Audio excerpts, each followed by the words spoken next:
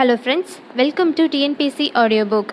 இன்றைக்கி நம்ம வீடியோவில் TNPSC group 1 and group 2 2A அதோட ப்ரிலிம்ஸ் எப்படி படிக்கணும், எப்படி ப்ரிப்பேர் பண்ணலாம் ப்ரிலிம்ஸ்க்கு அப்படிங்கிறத பற்றி தான் இந்த வீடியோவில் பார்க்க போகிறோம். அதுக்கு முன்னாடி நம்ம சேனலை சப்ஸ்கிரைப் பண்ணாதவங்களாம் சப்ஸ்கிரைப் பண்ணிக்கோங்க. கூடவே அந்த பெல் ஐக்கானையும் சேர்த்து ப்ரெஸ் பண்ணிக்கோங்க.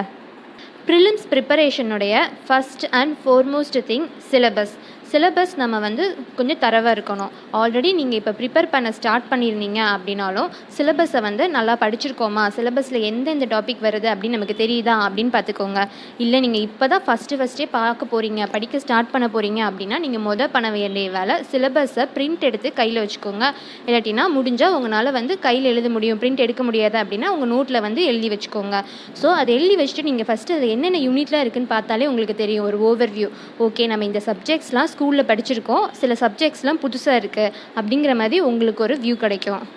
அது போக சிலபஸை பார்த்தா தான் நமக்கு தெரியும், சிலபஸில் இருக்கிறத மட்டும்தான் நம்ம படிக்கணும். ஸோ எதை படிக்கணும் எதை படிக்க வேண்டாம் அப்படிங்கிறத ஃபில்டர் பண்ணுறதுக்கு நமக்கு சிலபஸ் ரொம்பவே யூஸாக இருக்கும். சிலபஸ்க்கு அடுத்த இம்பார்ட்டண்டான விஷயம் previous year question paper. So படிக்க ஸ்டார்ட் பண்ணுறதுக்கு முன்னாடியே கொஸ்டின் ப்ராக்டிஸ் பண்ண சொல்கிறீங்களே அப்படின்னு நினைக்காதீங்க. உங்களை நான் கொஸ்டின் ப்ராக்டிஸ் பண்ண சொல்லலை. இப்போ எக்ஸாம்பிளுக்கு நீங்கள் ஹிஸ்ட்ரி படிக்க போகிறீங்க அப்படின்னா ப்ரீவியஸ் இயர் கொஸ்டின் பேப்பரில் ஹிஸ்ட்ரி டாப்பிக்கில் எந்த மாதிரி கொஸ்டின்ஸ் கேட்டிருக்காங்க அப்படின்னு ஃபஸ்ட்டு பாருங்கள். அப்படி பார்த்துட்டோம் அப்படின்னா நம்ம உள்ளே படிக்க போகும்போது இந்த ஆங்கிளில் தான் படிக்கணும் அப்படின்னு நமக்கே ஒரு ஓவர்வியூ கிடைக்கும். அந்த ப்ரீவியஸ் இயர் கொஸ்டின் பேப்பர் அதுக்கு தான் ரொம்பவே இம்பார்ட்டண்ட். ஸோ இந்த ப்ரீவியஸ் இயர் கொஸ்டின் பேப்பர் படிக்க போகிறதுக்கு முன்னாடி எந்த ஆங்கிளில் படிக்கிறதுக்கு அப்படிங்கிற மாதிரி ஹெல்ப்பாக இருக்கும். அதை மாதிரி படித்து முடிச்சதுக்கு அப்புறமா நம்ம நல்லா படிச்சிருக்கோமா அப்படிங்கிறத அனலைஸ் பண்ணுறதுக்கும் ஹெல்ப்பாக இருக்கும். அது மாதிரி பார்த்திங்கன்னா ஒரு ப்ரீவியஸ் இயர் கொஸ்டின் எடுத்துட்டிங்கன்னா எத்தனை வருஷம் பார்க்கலான்னா கண்டிப்பாக ஒரு 5 இயர்ஸ் கொஸ்டின்ஸ் ஆகுது ஷோராக பாருங்கள். கடந்த 5 இயர்ஸ் கொஸ்டின் பார்த்திங்கன்னா தான் கொஞ்சம் ரீசன்ட் ட்ரெண்டில் இருக்கும். இப்போ இதை விட இன்னும் ஓல்டு இயர் கொஸ்டின்ஸ்லாம் உங்களுக்கு கிடச்சிச்சின்னா அதை வச்சுக்கோங்க. எக்ஸாம்பிளுக்கு ரொம்ப கன்வென்ஷனல் டாபிக் இருக்குல்ல, இந்த ஹிஸ்ட்ரி, ஜியோகிரஃபி, பாலிட்டி, அதெல்லாம் இன்னும் ரொம்ப பழைய கொஸ்டின்ஸ்லாம் கிடச்சிச்சின்னா நீங்கள் அதில் சால்வ் பண்ணலாம். ஏன்னா ஹிஸ்ட்ரிலாம் எடுத்துட்டிங்க, ஏன்ஷியன் ஹிஸ்ட்ரினா அது மாற போகிறதில்ல, அப்படியே தான் இருக்கும். ஸோ ரொம்ப நிறைய வருஷம் கொஸ்டின் நீங்கள் பார்க்கும்போது சில டைம்ஸ் கொஸ்டின் ரிப்பீட் ஆகிற பாசிபிலிட்டிஸ் ரொம்பவே அதிகம். ஸோ கையிலே கொஸ்டின் இருக்கும்போது அதை நம்ம தவற விடக்கூடாது. ஸோ நமக்கு ப்ரீவியஸ் இயர் கொஸ்டின் ரொம்பவே இம்பார்ட்டண்ட். அடுத்து ஒவ்வொரு யூனிட்டாக எப்படி படிக்கலான்னு பார்த்துடலாம். ஃபஸ்ட்டு சயின்ஸ் எப்படி படிக்கிறதுன்னு சொல்கிறேன். ஆல்ரெடி ஒவ்வொரு யூனிட்டும் எந்த புக்கில் ரெஃபர் பண்ணணும் அப்படின்னு சொல்லிட்டு நான் ஒரு புக் லிஸ்ட் வீடியோ போட்டிருக்கேன். அதோட லிங்க் உங்களுக்கு மேலே கொடுக்குறேன், யூஸ் பண்ணிக்கோங்க. ஃபஸ்ட்டு சயின்ஸை நம்ம 3ஆக டிவைட் பண்ணிக்கலாம்: ஃபிசிக்ஸ், கெமிஸ்ட்ரி, பயாலஜி. ஸோ நீங்கள் ஃபஸ்ட்டு இப்போ புதுசாக படிக்க போகிறீங்க அப்படின்னா இந்த ஆர்டரில் முடிங்க. ஃபிசிக்ஸ் முடிச்சுட்டு, கெமிஸ்ட்ரி முடிச்சுட்டு அதுக்கப்புறமா பயாலஜி போங்க. ஒருவேளை நீங்கள் நான் ஆல்ரெடி பயாலஜி குரூப் ஸ்கூலில் எடுத்திருந்தேன், எனக்கு பயாலஜி ஈஸியாக இருக்கும் அப்படின்னு நீங்கள் நினச்சிங்க அப்படின்னா ஓகே, எந்த பிரச்சனையும் இல்லை, நீங்கள் பயாலஜி தாராளமாக ஃபஸ்ட்டு படிக்கலாம். பட் மற்றவங்க நான் சொல்கிற மாதிரி ஆர்டரில் போனீங்கன்னா கொஞ்சம் கொஸ்டின் வெயிட்டேஜ் அந்த ஆங்கிளில் தான் இருக்கும். ஸோ சயின்ஸ் நீங்கள் ஃபேக்ட் மாதிரி படிங்க. வாட் இஸ் வாட் அந்த ஆங்கிளில் மட்டும் படித்தா போதும். ஸோ நீங்கள் ஸ்கூல் புக்கில் இருக்கிற புக் பேக் கொஸ்டின்ஸ்லாம் இருக்கும் சயின்ஸில் ஒவ்வொரு சாப்டருக்கு பின்னாடியும். அதெல்லாம் பார்த்தீங்கன்னா நம்ம படிக்க வேண்டிய ஆங்கிள், அதாவது இந்த வாட் இஸ் வாட்னு படிக்க சொன்னேன்ல, அதெல்லாம் நம்ம கரெக்டாக படிச்சிருக்கோமா அப்படிங்கிற மாதிரி தெரியும். அது போக அந்த புக்குக்கு நடுவில்லாம் ஒவ்வொரு சின்ன சின்ன பாக்ஸ்லேயே நிறைய ஃபேக்ட் கொடுத்துருப்பாங்க. Fact box, to you know அப்படின்னு சொல்லிட்டுலாம் சின்ன சின்ன பாக்ஸில் கொடுத்துருப்பாங்க. அந்த சயின்ஸில் இருக்கிற அந்த சின்ன சின்ன பாக்ஸில் ரொம்பவே இம்பார்ட்டன்ட். அதெல்லாம் பார்த்துக்கோங்க. ஏன்னா அதெல்லாம் பொட்டென்ஷியல் கொஸ்டின்ஸ் கேட்குற மாதிரியாக தான் இருக்கும் அதில் இருக்கிற ஃபேக்ட்ஸ் எல்லாமே. ஃபிசிக்ஸ்லாம் பார்த்தீங்கன்னா நிறைய ஃபார்முலாஸ் இருக்கும். எல்லா ஃபார்முலாஸும் படிக்கணும்லாம் அவசியம் கிடையாது. சில இம்பார்ட்டன்ட், அதாவது ஃபார்முலாஸ்னால் ஈக்குவேஷன் சொல்கிறேன், சில இம்பார்ட்டன்ட் ஈக்குவேஷன்லாம் இருக்கும்ல, அதை மட்டும் கரெக்டாக படித்து வச்சுக்கணும். அது மாதிரி கெமிஸ்ட்ரியிலலாம் எலமெண்ட்ஸ், அந்த எலமெண்ட்ஸ்லாம் இருக்கும்ல, அதெல்லாம் சில நேரம் சிம்பிள்ஸ்லாம் கூட கேட்பாங்க. முன்னாடிலாம் கேட்டிருக்காங்க ப்ரீவியஸ் இயர் கொஸ்டின்ஸில். ஸோ அந்த மாதிரியும் சில நேரத்தில் படித்து வச்சுக்கோங்க. அடுத்து பயாலஜி சொன்னேன்ல, அதில் ஹியூமன் டிசீசஸ், அதாவது எந்த டிசீஸ் எந்த டெஃபிஷியன்சியால் நடக்குது, இல்லாட்டினா எந்த வைரஸ் ஆர் பாக்டீரியா மூலமாக நடக்குது, அதை மாதிரி படிக்கணும். ஸோ நான் எந்த மாதிரி படிக்க சொல்கிறேன்னு உங்களுக்கு புரியுதுல்ல. ஃபேக்ட்னா இந்த மாதிரி ஆங்கிளில் தான் படிக்கணும். இதை மாதிரி அதில் கொடுத்துருக்க சிலபஸில் கொடுத்துருக்க ஒவ்வொரு டாப்பிக்குக்கும் இதை மாதிரி இப்போ நான் சொன்ன மாதிரி படித்து வச்சுக்கோங்க. இப்போது ரிவைஸ்டு சிலபஸில் சில டாபிக் மட்டும் புதுசாக ஆட் பண்ணியிருப்பாங்கள்ல, அதெல்லாம் கொஞ்சம் எக்ஸ்ட்ரா இம்பார்ட்டன்ஸ் கொடுத்து நீங்கள் படித்து வச்சுக்கோங்க. ஏன்னா புதுசாக ஆட் பண்ணியிருக்க டாபிக், அதனால் இப்போ வரப்போகிற கொஸ்டின்ஸில், இப்போ வரப்போகிற எக்ஸாம்ஸ்லாம் கேட்குறதுக்கான சான்சஸ் அதிகம். ஃபஸ்ட்டு இப்படி யூனிட் வைஸ் எல்லாமே பார்த்துட்டு அதுக்கப்புறமா ஒவ்வொரு யூனிட்டுக்கும் எவ்வளோ வெயிட்டேஜ் அப்படிங்கிறத பார்த்துடலாம். அடுத்த யூனிட் பார்த்திங்கன்னா கரண்ட் அஃபேர். கரண்ட் அஃபேர் நம்ம எவ்வளோ நாள் படிக்கணும் அப்படின்னா, நம்ம எக்ஸாமுக்கு முன்னாடி 6லேருந்து 8 மந்த்ஸ் வரைக்கும் கண்டிப்பாக கரண்ட் அஃபேர் படிச்சிருக்கணும். நீங்கள் அப்போ கேட்கலாம், அப்போ 1 இயருக்கு முன்னாடி நடந்த கரண்ட் அஃபேர்லாம் வச்சு கொஸ்டின் கேட்க மாட்டாங்களா அப்படின்ட்டு. கேட்பாங்க. எக்ஸாம்பிளுக்கு வந்து ஏதாவது ஒரு ஸ்கீம் வந்து 1 வருஷத்துக்கு முன்னாடியே அவங்க இன்ட்ரடியூஸ் பண்ணியிருக்கலாம், இல்லாட்டினா 2 வருஷத்துக்கு முன்னாடி கூட அவங்க லான்ச் பண்ணியிருக்கலாம். பட் வந்து திடீர்னு பார்த்தா நமக்கு இப்போ கேட்டு வச்சுருப்பாங்க. ஆனால் நம்ம வந்து கடந்த 6 to 8 மந்த் கரண்ட் அஃபேர் படித்து வச்சுருந்தா நமக்கு தெரிஞ்சிருக்கும். அது கண்டிப்பாக ஏதாவது நியூஸில் இடையில இன்ஃபர்டாக வந்திருக்கும், அதனால தான் அந்த ஸ்கீம் வந்து கேட்டிருப்பாங்க. ஸோ நம்ம வந்து 6 to 8 மந்த் கரண்ட் அஃபேரை கம்பல்சரியாக நல்லா படித்து வச்சுருந்தோம் அப்படின்னா, ஒரு கொஸ்டின் கேட்குறாங்கன்னா நமக்கு வந்து 4 ஆப்ஷன் கொடுக்குறாங்க, A, B, C, D. இப்போ வந்து நம்ம வந்து நான் சொன்ன மாதிரி படித்து வச்சுருக்கோம் அப்படின்னா, இதில் 4 கொஸ்டினில் 4 ஆப்ஷனில் கண்டிப்பாக 2 ஆப்ஷன் இல்லை அப்படிங்கிற மாதிரி நம்ம எலிமினேட் பண்ணுறதுக்காவது இது யூஸ் ஆகும்.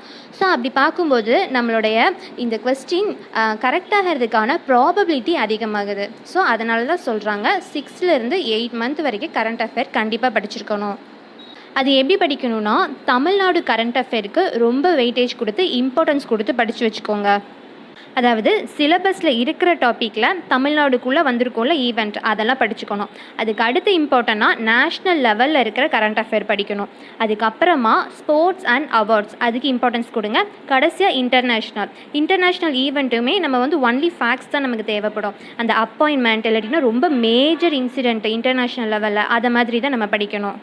இப்போது தமிழ்நாடுலேருந்து ஏதாவது ஒரு ஸ்கீம் படிக்கிறோன்னு வச்சுக்கோங்க. தமிழ்நாடு இல்லாட்டினா நேஷ்னல் லெவலில் ஒரு ஸ்கீம் படிக்கிறோன்னா அதை எப்படி நமக்கு கேட்பாங்கன்னா, அதோட அப்ஜெக்டிவ் என்னன்னு கேட்பாங்க. இல்லாட்டினா எந்த மினிஸ்ட்ரிக்கு கீழே வரும், இப்போ ஓல்டு ஸ்கீமாக இருக்குது அப்படின்னா எந்த இயர் லான்ச் பண்ணினாங்க. ஸோ இந்த ஆங்கிளில் தான் நம்ம ஸ்கீம்ஸை படிக்கணும். இப்போது சில டைமில் பார்த்திங்கன்னா நமக்கு வந்து கொஸ்டினில் சில டேட்டு கூட கேட்பாங்க.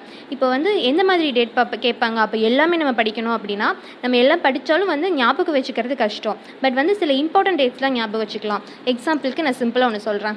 தமிழ்நாட்டில் வந்து ஒரு ஸ்கீம் லான்ச் பண்ணியிருந்தாங்க, அம்மா 2 வீலர் ஸ்கீம் அப்படின்னு சொல்லிட்டு. அதோட டேட் இப்போ நமக்கு கேட்டால் ஞாபகம் இருக்குமா அப்படின்னா அது கஷ்டம். பட் வந்து அதை நம்ம ரிலேட் பண்ணி படிக்கணும். அது எப்போ லான்ச் பண்ணியிருப்பாங்கன்னா, ஃபார்மர் சிஎம் ஜெயலலிதா அவங்களுடைய பர்த் ஆனிவர்சரி அப்போ தான் அதை லான்ச் பண்ணியிருப்பாங்க. ஸோ அப்போ அந்த டேட் வந்து ஒரு இம்பார்ட்டன்ட், ஒரு ஆனிவர்சரி அப்போ லான்ச் பண்ணியிருக்காங்க. அப்படிங்கும்போது ஒரு இம்பார்ட்டன்ட் டே. ஸோ அந்த மாதிரியான டேட்டை மட்டும் நல்லா ஞாபகம் வச்சுக்கணும். அது மாதிரி கரண்ட் அஃபேருக்கு கண்டிப்பாக நியூஸ் பேப்பர் படிக்கணுமா அப்படின்னு நிறைய பேத்துக்கு டவுட் வருது. கண்டிப்பாக நியூஸ் பேப்பர் படிக்கணும். ஏன்னா குரூப் 1 ப்ரிலிம்ஸ் எழுதுறவங்களுக்கு நியூஸ் பேப்பர் படிச்சிங்கன்னா தான் மெயின்ஸுக்கு நமக்கு பாயிண்ட்ஸ் ஜென்ரேட் பண்ணுறதுக்கு ரொம்பவே யூஸ்ஃபுல்லாக இருக்கும். அதனால் நம்ம கண்டிப்பாக day to day news paper படிக்கணும். உங்களால் முடிஞ்சிச்சுன்னா நீங்கள் வந்து நோட்ஸ் கூட எடுத்து வச்சுக்கோங்க. ஒருவேளை நோட்ஸ் எடுக்க முடியல அப்படின்னா அப்போ நான் ரிவிஷனுக்கு என்ன பண்ணுவேன் அப்படின்னா, ரிவிஷனுக்கு நீங்கள் ஏதாச்சும் ஒரு மந்த்லி கம்பைலேஷன்லாம் இருக்கும்ல, அதை மாதிரி ரிவிஷனுக்கு மட்டும் யூஸ் பண்ணலாம். பட் அதவே ஃபுல் சோர்ஸை யூஸ் பண்ணாதீங்க. ஏன்னா நியூஸ் பேப்பர் படிக்கிறது நமக்கு நல்லது. அப்படி கம்பைலேஷன் படிக்கும்போது ஒருவேளை நம்ம நியூஸ் பேப்பரில் ஏதாவது ஒரு பாயிண்ட்ஸ் விட்டுருந்தாலும் அந்த கம்பைலேஷனில் கவர் பண்ணுவாங்க. அதுக்காக தான் நான் சொல்கிறேன். ஸோ கரண்ட் அஃபேர் அவ்வளோதான். அடுத்து ஜாகிரஃபி எப்படி படிக்கலான்னு பார்த்தீங்கன்னா, ஜாகிரஃபியில் நம்ம ஃபேக்ட்டும் படிக்கணும், கொஞ்சம் கான்செப்டும் தெரிஞ்சுக்கணும். ஏன்னு கேட்டிங்கன்னா, கான்செப்ட்டுக்கு தெரிஞ்சுக்கிட்டால் தான் ஸ்டேட்மெண்ட் மாதிரி கொஸ்டின்ஸ் கேட்டாங்கன்னா நமக்கு அதை வந்து சால்வ் பண்ண முடியும். பிகாஸ் இப்போ ரீசன்ட் ட்ரெண்டில் 2 ஸ்டேட்மெண்ட் மாதிரி கொடுத்துட்டு இது வந்து எது correct, A only, B only, both இல்லாட்டினா நன், அது மாதிரிலாம் கொஸ்டின் கேட்குறாங்கல்ல, அதில் வந்து கான்செப்டை தான் மோஸ்ட்லி கொடுப்பாங்க. ஸோ நமக்கு வந்து ஃபேக்ட்டும் வேணும், கான்செப்டும் வேணும் ஃபார் ஜியாகிரஃபி.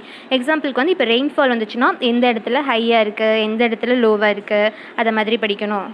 இப்போ ரிவர் படிக்க போகிறோன்னா அது வந்து ஆரிஜின் எங்கே இருக்குது, எந்தெந்த டிஸ்ட்ரிக்குள்ளெல்லாம் போகுது. எக்ஸாம்பிளுக்கு தமிழ்நாடு ரிவர்னால் எந்தெந்த டிஸ்ட்ரிக்குள்ளெல்லாம் போகுது, இல்லாட்டினா ஆல் ஓவர் இந்தியாவில் பார்க்குறோன்னா எந்தெந்த ஸ்டேட்குள்ளெல்லாம் போகுது, அதை மாதிரி பார்க்கணும். இப்போது சாயில்ஸ் படிக்கிறோன்னா அதில் எந்தெந்த மினரல்ஸ்லாம் அதிகமாக இருக்குது, எந்தெந்த மினரல்ஸ்லாம் டெஃபிஷியண்ட்டாக இருக்குது, அந்த மாதிரி ஆங்கிளில் படிக்கணும். இப்போ ஃபாரஸ்ட் அண்ட் வைல்ட் லைஃப் இருக்குல்ல, அதெல்லாம் வந்து இந்த வைல்ட் லைஃப் சாங்சுரிஸ்லாம் எங்கெங்கே இருக்குது, ஃபாரஸ்ட்டெல்லாம் இப்போ வந்து இந்த வெஸ்டர்ன் காட்ஸ்லலாம் சோலா ஃபாரஸ்ட்டுன்னு ஒன்று இருக்கும். ஸோ அது வந்து எந்தெந்த ஏரியாவில் இருக்குது, தமிழ்நாடுல ஏதாவது ஒரு டிஸ்ட்ரிக்டில் ஸ்ப்ரெட்டாக இருக்கா, அந்த ஆங்கிளில் படிக்கணும். ஸோ ஜியாகிரஃபி வந்து நம்ம மேப் வச்சு படித்தோம் அப்படின்னா நமக்கு வந்து நல்ல ஆன்சர் வந்து எலிமினேட் பண்ணணும். அந்த கரண்ட் அஃபேரில் சொன்னேன்ல ஆன்சர் எப்படி எலிமினேட் பண்ணணும்னு, அந்த டெக்னிக் வந்து ஜியாகிரஃபியில் அப்ளை பண்ணுறதுக்கு மேப் வச்சு படித்தோன்னா ரொம்பவே ஈஸியாக இருக்கும். எக்ஸாம்பிளுக்கு வந்து இந்த 8 வழி சாலைன்னு சொல்லிட்டு ஒரு திட்டம் சொன்னாங்க. அது வந்து கரண்ட் அஃபேர்லேயும் வரும். பட் வந்து நான் இப்போ ஜியாகிரஃபியில் ரிலேட் பண்ணி சொல்கிறேன். அதை வந்து நம்ம மேப்பில் வச்சு படிச்சிருந்தோன்னா இப்போ கொஸ்டின் கேட்குறாங்க, அது வந்து எந்தெந்த டிஸ்ட்ரிக்டில் போகுது, எல்லாம் எத்தனை டிஸ்ட்ரிக்ட் வழியாக பாஸ் ஆச்சு அப்படிங்கிற மாதிரி கொஸ்டின் கேட்டாங்கன்னா நம்ம மேப் வச்சு படிக்கும்போது படிக்கும்போது நம்ம கரெக்டாக ஞாபகம் வச்சு சொல்லிடலாம். அதை மாதிரி தான் மற்ற அந்த ரிவர்ஸ், அந்த நேச்சுரல் ரிசோர்ஸஸ் கூட மேப் வச்சு படிக்கும்போது நமக்கு ஈஸியாக இருக்கும். புதுசாக பார்க்குறவங்களுக்கு இதை நான் சொல்கிறேன். ஹிஸ்ட்ரியை 3ஆக டிவைட் பண்ணுவாங்க. ஏன்ஷியன், மீடியவல், மாடர்ன் அப்படின்னு நார்மலாக ஹிஸ்ட்ரியை வந்து 3ஆக டிவைட் பண்ணுவாங்க. நமக்கு சிலபஸில் ஆல்ரெடி இந்தியன் நேஷ்னல் மூமெண்ட் கொடுத்துருக்காங்க. அது பார்த்திங்கன்னா இந்த மாடர்ன் ஹிஸ்ட்ரியை தான் இந்தியன் நேஷ்னல் மூமெண்ட்டுன்னு கொடுத்துருப்பாங்க. இப்போ பார்க்குற history and culture of India பார்க்கும்போது அதில் ஏன்ஷியன்ட் அண்ட் மீடியவல் சேர்ந்த மாதிரி வரும். ஸோ ஹிஸ்ட்ரினாலே இயர், வருஷம் நமக்கு ரொம்பவே இம்பார்ட்டன்ட். ஸோ நம்ம வந்து இயர் வச்சு க்ரானாலஜிக்கல் ஆர்டரில் அடுத்தடுத்த ஈவெண்ட் எப்படி வந்துச்சு அப்படி மாதிரி தான் ஞாபகம் வச்சுக்கணும். அப்படி படித்தோம் அப்படின்னா நமக்கு வந்து கொஸ்டின் எலிமினேட் பண்ணுறதுக்கு ஈஸி, ஆன்சர் பண்ணுறதுக்கும் நமக்கு வந்து ஞாபகம் வச்சுக்கிறதுக்கு ஈஸி.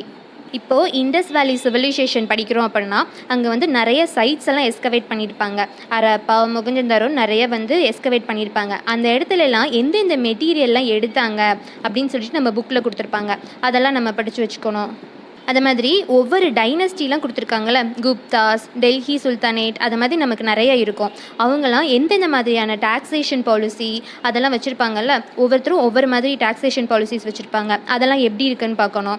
அது மாதிரி வார் நடந்திருக்கு அப்படின்னா எந்த கிங்குக்கும் நடந்துச்சு, எந்த இயரில் நடந்துச்சு அதை ஞாபகம் வச்சுக்கணும். முக்கியமாக யார் வின் பண்ணாங்க அதை மாதிரி படிச்சுக்கோங்க. அப்புறமா கிங்ஸை வச்சு படிக்கும்போது அவங்க சில லாஸ்லாம் கொண்டு வந்திருப்பாங்க. எக்ஸாம்பிளுக்கு வந்து இந்த ஜிஸ்யான்னு சொல்லிட்டு இருக்கோம், அதை யார் கொண்டு வந்தாங்க, யார் அபாலிஷ் பண்ணாங்க. ஸோ இந்த மாதிரி ஆங்கிளில் தான் ஹிஸ்ட்ரி நம்ம படிக்கணும். ஆல்ரெடி ஹிஸ்ட்ரிக்கு சமச்சீரில் சாப்டர் வைஸ் எங்கே படிக்கணும், வேர் டு ஸ்டடின்னு சொல்லிட்டு நான் ஒரு வீடியோ போஸ்ட் பண்ணியிருக்கேன். உங்களுக்கு வந்து லிங்க் நான் மேலே கொடுக்குறேன், பார்க்காதவங்க யூஸ் பண்ணிக்கோங்க. அடுத்து பாலிட்டியில் பார்த்திங்கன்னா இம்பார்ட்டண்டான ஆர்டிகல்ஸ் எல்லாமே படிச்சிருக்கணும். இம்பார்ட்டன்ட் ஷெடியூல்ஸ், அது மாதிரி மேஜரான அமெண்ட்மெண்ட்ஸ்லாம் இருக்கும், அதெல்லாம் வந்து படிக்கணும். அது மாதிரி இந்த கான்ஸ்டியூஷன் ஆஃப் இந்தியா டாப்பிக்கில் இம்பார்ட்டன்ட் மெம்பர்ஸ்லாம் இருப்பாங்க, அவங்கள படிக்கணும். நமக்கு சிலபஸில் யூனியன் எக்ஸிக்யூட்டிவ், ஸ்டேட் எக்ஸிக்யூட்டிவ் அது மாதிரிலாம் இருக்குது. அதை நீங்கள் படிக்கும்போது கம்பேர் பண்ணி படிச்சிங்கன்னா உங்களுக்கு வந்து கடைசியாக படித்து முடிச்சதுக்கப்புறம் கன்ஃபியூஸ் ஆகாது. அதுக்காக தான் சொல்கிறேன். ஸோ கம்பேர் பண்ணி படிக்கும்போதே கிளியராகவும் இருக்கும், உங்களுக்கு வந்து ரொம்ப நாளைக்கு ஞாபகம் இருக்கும். ஸோ கான்ஸ்டியூஷனில் பார்த்திங்கன்னா அந்த பாலிட்டியில் பார்த்திங்கன்னா அந்த கான்ஸ்டியூஷன் ஆஃப் இந்தியா அப்படிங்கிற மாதிரி இந்த ஃபஸ்ட்டு டாப்பிக்கும், அடுத்து இந்த சிட்டிசன்ஷிப், ஃபண்டமெண்டல் ரைட்ஸ், டியூட்டிஸ் இருக்குது செகண்ட் டாபிக். அது ரெண்டும் ரொம்பவே இம்பார்ட்டன்ட். அதை படிச்சுட்டு அதுக்கு அடுத்து இம்பார்ட்டன்ட் பார்த்திங்கன்னா அந்த கடைசி டாபிக் 6வது கரப்ஷன் இன் பப்ளிக் லைஃப் அது மாதிரிலாம் இருக்குல்ல, அதுவும் இம்பார்ட்டண்ட்.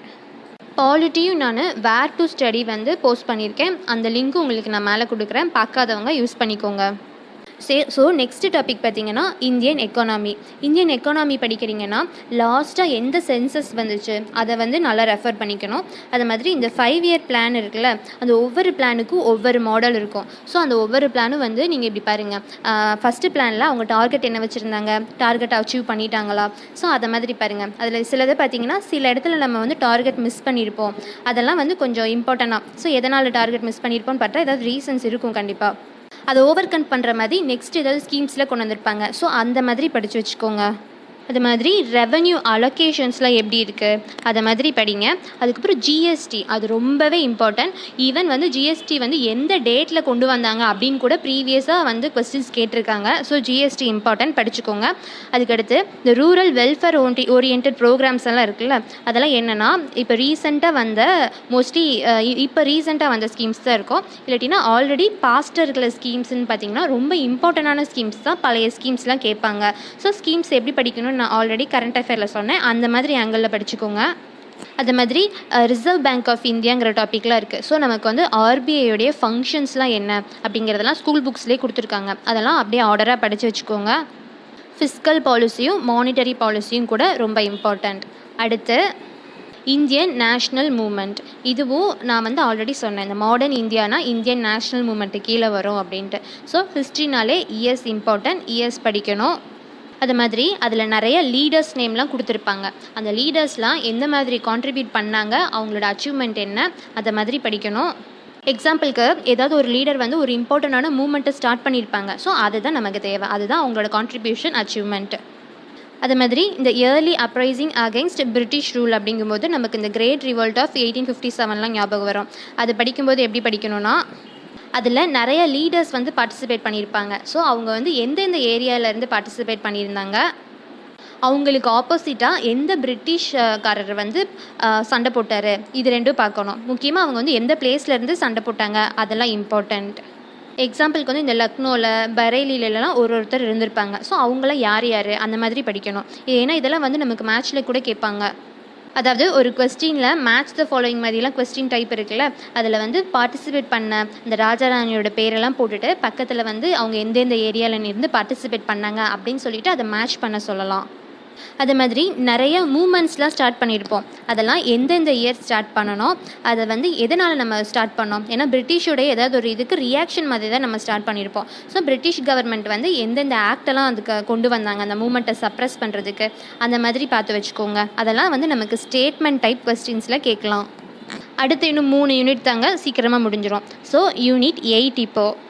இதில் நீங்கள் ஃபஸ்ட்டு வந்து எது ரொம்ப இம்பார்ட்டன்ஸ் கொடுத்து படிக்கணும்னு பார்த்தீங்கன்னா, தமிழ்நாடு ஃப்ரீடம் ஸ்ட்ரகல்னு சொல்லிட்டு பின்னாடி தேர்டு யூனிட் நினைக்கிறேன், அதாவது தேர்டு சைடு ஹெட்டிங் நினைக்கிறேன். அதை பாருங்கள். திருக்குறளுக்கு அடுத்து இருக்கிற 2 டாபிக் அதை தான் இப்போ சொன்னேன். அதெல்லாம் வந்து நம்ம எப்படி படிக்கணும்னா, இப்போ இந்தியன் நேஷனல் மூவ்மெண்ட் இதுக்கு முன்னாடி எப்படி படிக்கணும்னு சொன்னேன், சிமிலர் அதே மாதிரி தான் படிக்கணும். அது மாதிரி இதில் ரோல் ஆஃப் விமென்லாம் இருக்கும். அதையும் வந்து நம்ம எப்படி படிக்கணும்னா, லீடர்ஸ்லாம் எப்படி படிக்கணும்னு சொன்னேன், அவங்க எந்த மாதிரி கான்ட்ரிபியூஷன் அச்சீவ்மெண்ட் அந்த ஆங்கிளில் படிக்கணும். ஸோ இந்த யூனிட் 8ல் ஃபஸ்ட்டு நீங்கள் அதை தான் படிக்கணும். 2வது எது படிக்கணும்னு பார்த்தீங்கன்னா திருக்குறள் வந்து எப்படி படிக்கிறதுன்னு நான் சொல்கிறேன். இந்த 6th-லேருந்து 12th வரைக்கும் திருக்குறள் கம்பைலேஷன் சொல்லிட்டு பிடிஎஃப்லாம் அவைலபிளாக இருக்குங்க. அது வந்து ஸ்கூல் புக் பிடிஎஃப் தான், அதை கம்பைல் பண்ணி வச்சுருக்காங்க.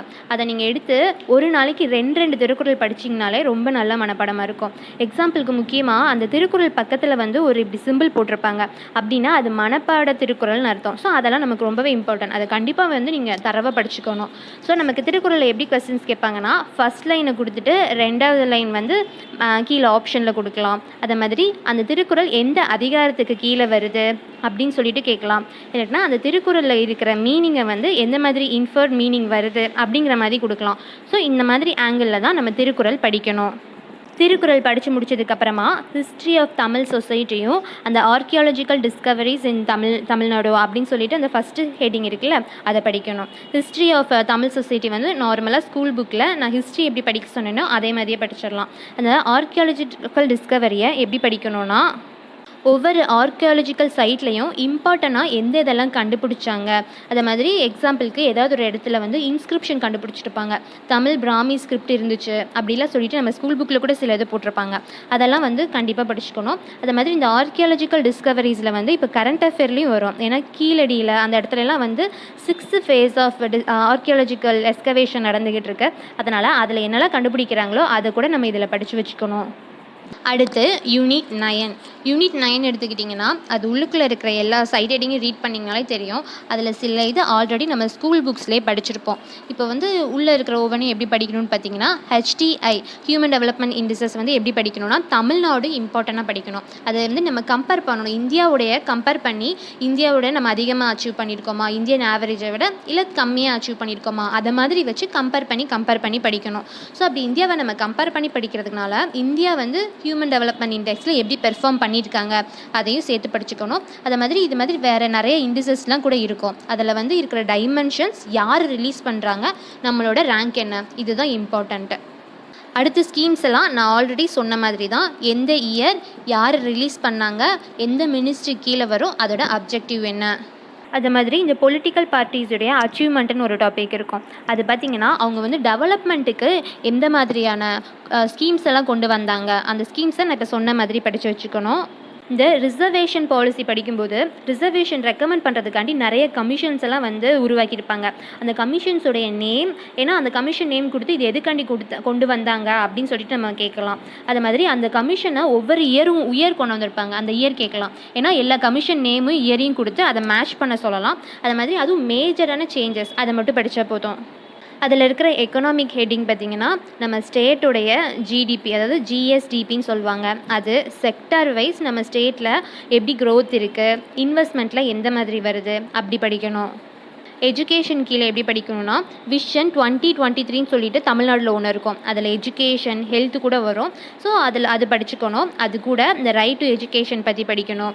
அது போக நிறைய ரிப்போர்ட்லாம் வரும், ரிப்போர்ட் சர்வே.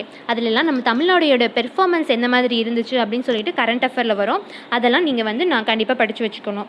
அடுத்து ஹெல்த்து நான் சொன்னேன்ல, அந்த விஷன் 2023 அது ஹெல்த்து கீழே வரும். தமிழ்நாடுடைய MMR ஐஎம்ஆர் இதெல்லாம் எப்படி இருக்குது, அது கூட வந்து இப்போ ரீசெண்டாக வந்து ஏதாச்சும் ஒரு எய்ம்ஸ் அதை மாதிரிலாம் தமிழ்நாட்டில் உருவாக்க போகிறாங்கன்னு கரண்ட் அஃபேரில் வந்துச்சுன்னா அதை வந்து நல்லா படிச்சுக்கணும். அது எந்த ஸ்கீமு கீழே வருது அதையும் நல்லா படித்து வச்சுக்கணும்.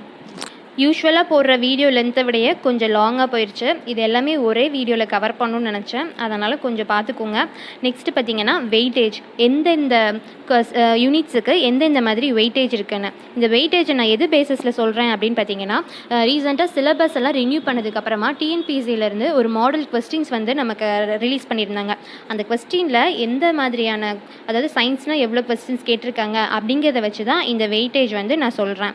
ஸோ சயின்ஸில் 15 கொஸ்டின்ஸ் வருது. அது மாதிரி கடந்த ஜான், பிப்ரவரி, மார்ச்சில் சில கொஸ்டின்ஸ், சில டெஸ்ட்டெல்லாம் வச்சுருப்பாங்களே டிஎன்பிஎஸ்சி. அதில் பார்த்தீங்கன்னா சயின்ஸ்லேருந்து ஒரு ஆவரேஜாக 16 கொஸ்டின் வருது. ஸோ 15லேருந்து 16 கொஸ்டின் வரைக்கும் வரலாம். கரண்ட் அஃபேரில் பார்த்தீங்கன்னா மாடல் கொஸ்டினில் 15 கேட்டிருந்தாங்க. இந்த நான் சொன்ன ஜான்வரி, பிப்ரவரி, மார்ச்சில் கேட்டிருந்த கொஸ்டினில் 10 கொஸ்டின்ஸ் கேட்டிருக்காங்க. ஸோ 10லேருந்து 15 வரைக்கும் வரலாம். அடுத்து ஜியாகிரஃபியில் 10லேருந்து 14 கொஸ்டின்ஸ் வரைக்கும் வரலாம். ஹிஸ்ட்ரி பார்த்திங்கன்னா 15லேருந்து 13 கொஸ்டின்ஸ் வரைக்கும் வரலாம்.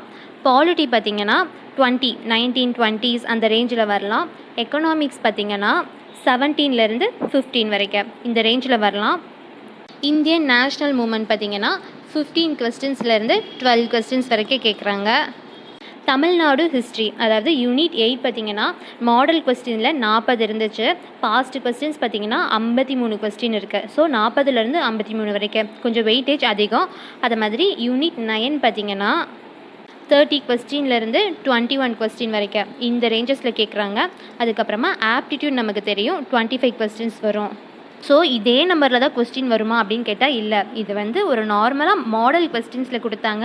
ப்ளஸ் வந்து ஜான்வரி, பிப்ரவரி, மார்ச்சில் நடந்த கொஸ்டின்ஸுடைய ஆவரேஜை பேஸ் பண்ணி தான் நான் வெயிட்டேஜ் சொல்கிறேன். இதிலேருந்து அதிகமாகவும் வரலாம், கம்மியாகவும் வரலாம். அதனால் எந்த டாப்பிக்கையும் ஸ்கிப் பண்ணாமல் எல்லாத்தையுமே கவர் பண்ணணும்.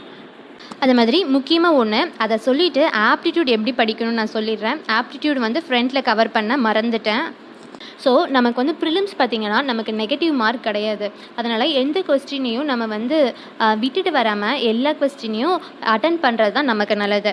அதுக்கு வந்து அட்டன் பண்ணுறதுனா சும்மா வந்து நமக்கு தெரியாத கொஸ்டின்லாம் ஏ போட்டுட்டு வரலாமா அப்படின்னா அப்படி வந்து பண்ணக்கூடாது. நான் அப்பவே சொன்னேன்ல, கொஸ்டின் எலிமினேஷன் டெக்னிக், அதாவது நமக்கு 4 ஆப்ஷன் ABCD இப்படி கொடுத்துருக்காங்க. அதில் வந்து நம்ம சும்மா ஏன்னு போட்டுட்டு வர்றதுனால என்ன யூஸ்? இப்போ வந்து அதில் வந்து கரெக்டாக இருக்குமா இருக்காதா அப்படிங்கிற ப்ராபபிலிட்டி வந்து ரொம்ப கம்மி. ஸோ நம்ம வந்து ட்ரை டு எலிமினேட், நம்ம வந்து ஆப்ஷனை எலிமினேட் பண்ணி பார்க்கலாம். நமக்கு ஃபஸ்ட்டு ரவுண்டில் கொஸ்டின் தெரியல அப்படின்னா அந்த கொஸ்டினை வந்து நீங்கள் வச்சுருங்க. 2வது ரவுண்டில் வந்து பாருங்கள், கண்டிப்பாக வந்து இதில் ஒரு ஆப்ஷனாவது நம்மளால் எலிமினேட் பண்ண முடியும். ஒரு ஆப்ஷன் நம்ம எலிமினேட் பண்ணினாலும் நமக்கு வந்து அந்த கொஸ்டின் வந்து கரெக்டாக ஆகிறதுக்கான சான்சஸ் வந்து ரொம்பவே ஹை. அப்படி இருக்கும்போது நம்ம 2 ஆப்ஷனை வந்து இல்லைன்னு எலிமினேட் பண்ணிட்டோம் அப்படின்னா நமக்கு வந்து ப்ராபபிலிட்டி அதிகம். ஸோ இந்த மாதிரி வந்து தெரியாத கொஸ்டின்ஸ்லாம் இந்த மாதிரி மெத்தடில் அட்டன் பண்ணுங்கள். ஸோ ஆப்டிடியூட் எப்படி படிக்கணும்னா, நீங்கள் வந்து ஆப்டிடியூடில் உங்களுக்கு ஓரளவுக்கு நல்லா மாடரேட்டாகவே தெரியும், இல்லை நல்லாவே தெரியும் அப்படின்னா 8th, 9th, 10th அந்த புக்கை வந்து ப்ராக்டிஸ் பண்ணி பாருங்கள். இல்லை உங்களுக்கு ஆப்டிடியூட் ரொம்ப டஃப்பாக ஃபீல் பண்ணுறீங்க அப்படின்னா 6th ட்ரை பண்ணுங்கள். 6th, 7th ரொம்ப ஈஸியாக தாங்க இருக்கும். அதை நம்ம ட்ரை பண்ணிட்டாலும் நமக்கே ஒரு நல்ல கான்ஃபிடென்ட் வந்து நம்ம வந்து ஓகே மேக்ஸ் நல்லா பண்ணுறோம் அப்படின்னு வந்து நமக்கு தோண ஆரம்பிச்சிடும். ஸோ 8th, 9th, 10th அதுக்கப்புறமா நம்ம ப்ராக்டிஸ் பண்ணி பார்க்கும்போது நமக்கு வந்து மேக்ஸ் ரொம்ப நல்லா வர ஆரம்பிச்சிடும். அது மாதிரி அந்த ரீசனிங் பார்ட்டை வந்து விடவே விடாதீங்க, அதுவும் இம்பார்ட்டன்ட். ஏன்னா நமக்கு வந்து இப்போ ஆப்டிடியூட்லேயே மொத்தம் 25 கொஸ்டின்னு குறைச்சிட்டாங்க. அதில் ரீசனிங்கை நம்ம விட்டோம் அப்படின்னா இன்னும் கஷ்டம். அதனால் வந்து ரீசனிங்க்கும் நல்லா ஈக்குவலான இம்பார்ட்டன்ஸ் கொடுத்தே படிங்க. எதுக்கு ரீசனிங்கும் இம்பார்ட்டன்ட் கொடுங்கன்னு நான் சொல்கிறேன்னா, பாஸ்ட் இயர் கொஸ்டின்ஸ் எடுத்து பார்த்திங்கன்னா நமக்கு சிலபஸில் இந்த ஏபிஜிபி ஜாமெண்ட்ரிலாம் இல்லை. ஆனால் பார்த்திங்கன்னா 1-2 கொஸ்டின்ஸ் வந்து ஏபிஜிபி ஜாமெண்ட்ரியிலேருந்தும் கேட்டிருக்காங்க. ஸோ நம்ம ஆப்டிடியூட் வந்து சிலபஸை மட்டும் நம்பிட்டு போயிட்டு ரீசனிங்கை விட்டுட்டோம் படிக்கல அப்படின்னா ஒருவேளை ஏபிஜிபியிலேருந்து ஒரு கொஸ்டின் வந்து நமக்கு தெரியலன்னா நமக்கு தான் நஷ்டம். அதனால் சிலபஸை ஃபுல்லாக கவர் பண்ணிடுவோம். ப்ளஸ் ரீசனிங்கும் சிலபஸில் இருக்குது, அதை நம்ம படிச்சிருக்கோம். அதுபோக இந்த ஏபிஜிபி கொஸ்டின் ஒருவேளை நமக்கு கேட்டாங்க நம்ம எழுதும்போது அப்படின்னா நம்ம தான் ப்ரீவியஸ் இயர் கொஸ்டின்ஸ் வந்து ப்ராக்டிஸ் பண்ணி பார்த்துருப்போமே. ஸோ அது வந்து இந்த இடத்துல நமக்கு கை கொடுக்கும். ஸோ ப்ரிலிம்ஸ் ஸ்ட்ராட்டஜி இவ்வளோதாங்க. இதே மாதிரி ஆல்ரெடி குரூப் 1 மெயின்ஸுக்கு ப்ரிப்பரேஷன் ஸ்ட்ராட்டஜி போட்டிருக்கேன். உங்களுக்கு யாருக்காவது அந்த லிங்க் வேணும்னா நான் மேலே கொடுத்துருக்கேன், யூஸ் பண்ணிக்கோங்க. இந்த வீடியோவில் உங்களுக்கு ஏதாவது டவுட் இருந்துச்சுன்னா கமெண்ட் பாக்ஸில் கேளுங்க. Thank you friends for listening to TNPSC audio book. உங்களுக்கு இந்த வீடியோ பிடிச்சிருந்துச்சுன்னா லைக் பண்ணுங்கள், சப்ஸ்கிரைப் பண்ணுங்கள் and also bell button press பண்ண மறந்துடாதீங்க.